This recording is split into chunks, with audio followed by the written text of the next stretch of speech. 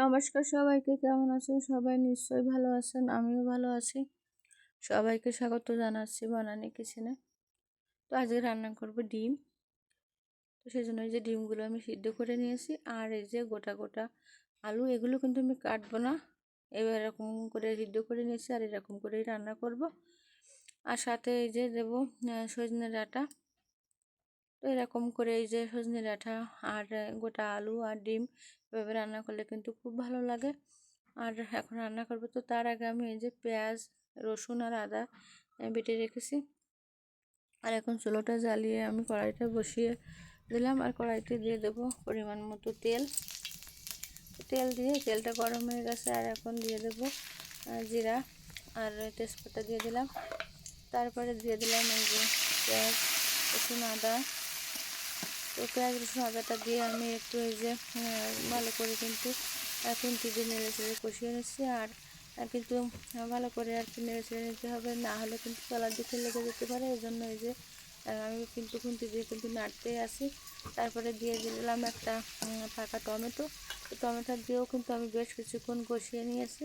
আর এখন আমার এই যে পেঁয়াজ, রসুন, আদা, টমেটো ভালো করে কষানো হয়ে গেছে, তেলটা ছেড়ে দিয়েছি। আর এখন আমি ডিমগুলো দিয়ে এই মশলার সাথে ভালো করে কিন্তু কষিয়ে নিচ্ছি। তো ডিমগুলো আমি ভালো করে নেড়ে চেড়ে একটু ভেজে নেব। তো ডিমগুলো এসে দেখেন আমি ভাজা হয়ে গেছে। আর এখন আমি আলু আর সজনে ডাঁটাগুলো দিয়ে দিলাম। তো আলু আর এই যে সজনে ডাঁটাগুলো দিয়ে আমি কিন্তু ওই সব কিছু আরও কিছুক্ষণ ধরে কষিয়ে নেব। তার আগে দিয়ে দিলাম একটু আমি লবণ। তো লবণটা দিয়ে এই যে দেখতেই পাচ্ছেন আমি কিন্তু কষিয়ে নিচ্ছি আলু, ডিম, সজনা ভালো করে। তো কিছুক্ষণ আমি এই যে কষিয়ে নিয়ে এখন দিয়ে দিলাম এই যে হলুদ, আর দিয়ে দিলাম শুকনো ঝালের গুঁড়া। তো হলুদ আর শুকনো ঝালের গুঁড়াটা দিয়ে আমি এখন আর একটু নেড়ে চেড়ে মিশিয়ে নিচ্ছি সব কিছু একসঙ্গে ভালো করে। তো সব কিছু কিন্তু আমি একসঙ্গে নেড়ে চেড়ে ভালো করে মিশিয়ে নিলাম। আর এখন দিয়ে দেবো আমি পরিমাণ মতো জল। তো পরিমাণ মতো জল দিয়ে এখন আমি কিন্তু এর ভিতরে দিয়ে দেবো আর একটু লবণ। আমি লবণ কিন্তু আগে একটু দিয়েছিলাম, আর একটু দিয়ে দিলাম, তাহলে আর কিন্তু প্রয়োজন নেই লবণের। দেওয়ার পরে আমি ঢাকনা দিয়ে কিছুক্ষণ জাল করে নিলাম। আর জাল করার পরে ঢাকনা খুলে একটু নেড়ে ছেড়ে দিচ্ছি। এখন একটু নেড়ে ছেড়ে দিয়ে আমি আবারও ঢাকনা দিয়ে আর একটু ঢেকে দিলাম। তো ঢেকে আবার একটু জাল করে তারপরে যে ঢাকনা খুলে একটু নেড়ে ছেড়ে দিচ্ছি। তো এখন কিন্তু আমার রান্নাটা হয়ে গেছে, যেহেতু সিদ্ধ করা আলু আর ডিম রান্না করতে তো সময় লাগে না। তো এখন দিয়ে দিলাম কিন্তু সামান্য একটু চিনি। আমি চিনিটা দিয়ে একটু নেড়ে চেড়ে একটু জাল করে নিলাম। আর এখন কিন্তু রান্নাটা আমার প্রায় হয়ে গেছে। তো এখন আমি দিয়ে দিচ্ছি এই যে জিরা বাটা। জিরা বাটাটা দেওয়ার পরে দিয়ে দিলাম মশলা বাটা।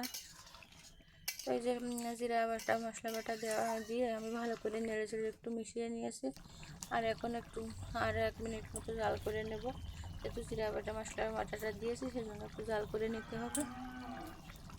আর ভিডিওর এ পর্যন্ত এসে যারা এখনও ভিডিওতে লাইক দেননি তাদের উদ্দেশ্যে বলছি, ভিডিওতে একটা লাইক দিয়ে দেখেন। আর আমি আসলে অনেক ঝামেলার মধ্যে আছি, এজন্য ভিডিও দিতে পারছি না, দেখতে পারছি না। আসলে আমার ঠাকুমা মারা গেছে, তার 1 সপ্তাহ বাদে আবার আমার দাদু মারা গেছে। তো তারপরে এত ঝামেলার কারণে আমি কোনো ভিডিও দিতেও পারছি না, ঠিক মতো দেখতেও পারছি না। তো আপনারা আমার ভিডিও ছেড়ে দেখবেন, আর আমি সময় পেলে আপনাদের ভিডিও দেখব। আর এদিকে আবার মেয়ের পরীক্ষাও চলছে, তো সব কিছু মিলিয়ে আমিও ভিডিও নিয়মিত ছাড়তেই পারছি না। তো যাই হোক, এখন কিন্তু আমার এই যে তরকারিটা আমি কিছুক্ষণ জাল করে নিয়েছি মশলা দেওয়ার পরে। আর এখন আমি এটা কিন্তু নামিয়ে নেব। যেহেতু মশলা দিয়ে জাল করা হয়ে গেছে, আর বেশিক্ষণ জাল করার প্রয়োজন নেই। তো এখন এটা আমি নামিয়ে নেব একটা পাত্রে।